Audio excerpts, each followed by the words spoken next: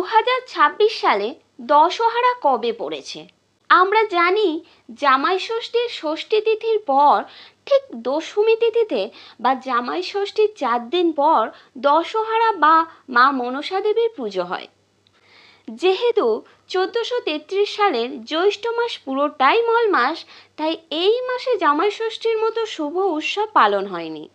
আষাঢ় মাসের 5 তারিখে পালিত হয়।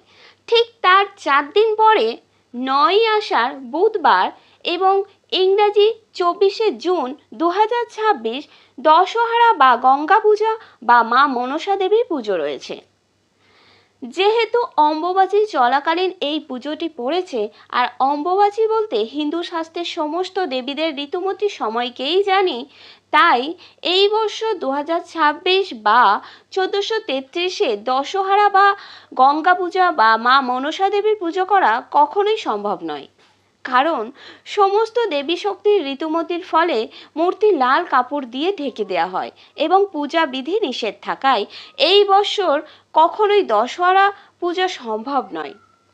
কিন্তু আমরা প্রতি বছর যে সমস্ত খাওয়া দাওয়া দিয়ে দশহরা তিথিটা পালন করে থাকি, ঠিক সেইভাবে এই বছরও পালন করতে পারি।